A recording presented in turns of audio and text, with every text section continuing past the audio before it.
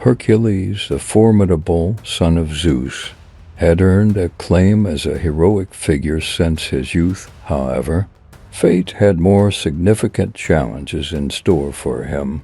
Even before Hercules was born, Zeus had destined him for great honors, proclaiming that the first grandson in the lineage of the hero Perseus would inherit the throne of Mycenae. Yet Hera, the jealous wife of Zeus, intervened, manipulating events to divert the hero's destiny. Hera forced her cousin Eurystheus to be born prematurely, ensuring that he would steal Hercules' inheritance.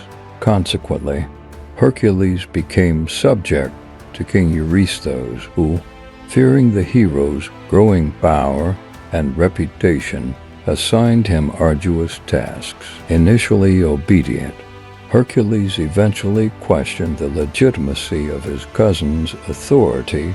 Seeking guidance, he consulted the Oracle of Delphi, hoping for an escape from Eurystheus' control.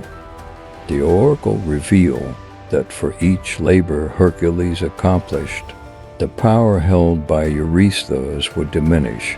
This gave Hercules hope, but the goddess Hera, exploiting the hero's vulnerability, sowed seeds of madness in his mind. Hercules began to hallucinate, seeing dreadful creatures and engaging in battles that were mere figments of his imagination.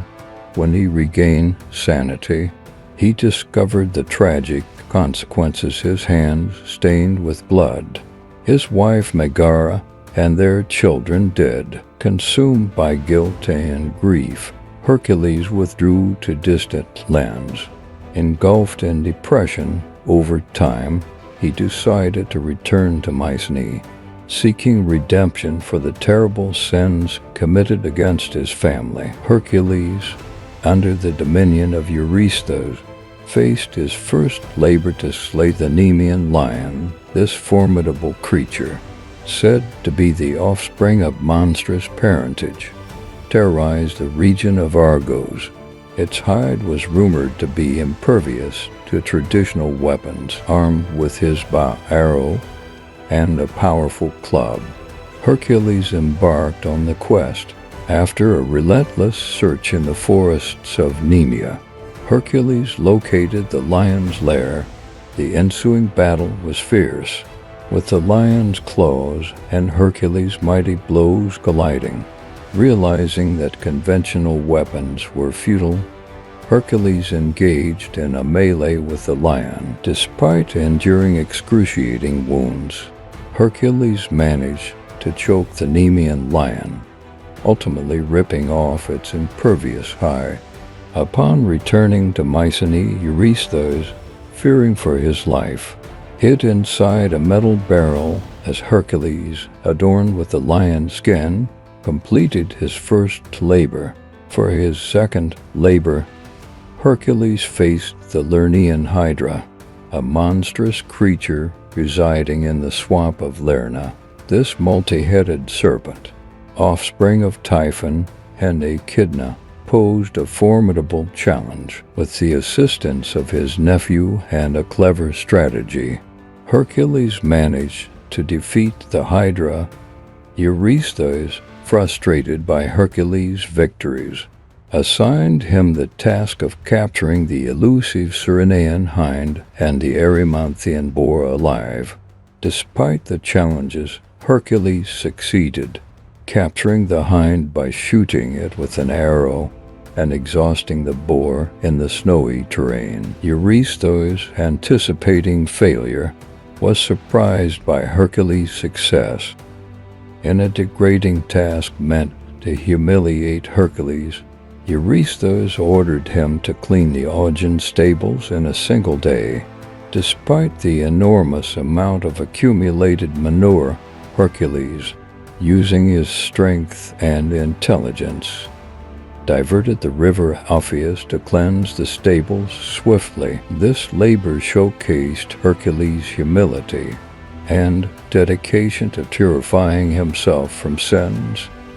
Hercules ventured to Thrace, to capture the man-eating mares of Diomedes, owned by the cruel King Diomedes. With the help of his companions, including his nephew, Hercules defeated Diomedes, who met a grisly end at the jaws of his own horses.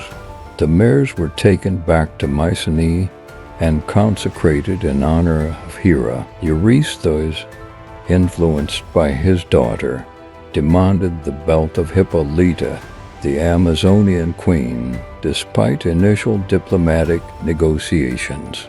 Hera's interference led to a violent conflict. In the ensuing battle, Hercules unintentionally caused the death of Queen Hippolyta. Enraged, Hercules continued his journey, encountering additional challenges. For his 10th labor, Hercules traveled to the island of Erythea to capture the famed cattle of Geryon. Overcoming the challenges posed by the giant Geryon and his two-headed guard dog, Orthos, Hercules succeeded in seizing the cattle. On his return, Hercules encountered King Laomedon of Troy, facing betrayal and revenge for unpaid rewards.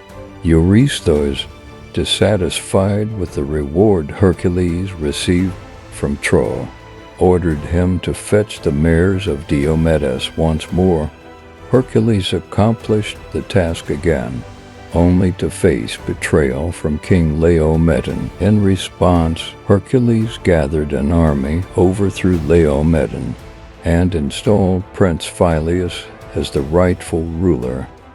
Eurystheus tasked Hercules with confronting the Stymphalian birds and capturing the fearsome bull of Crete.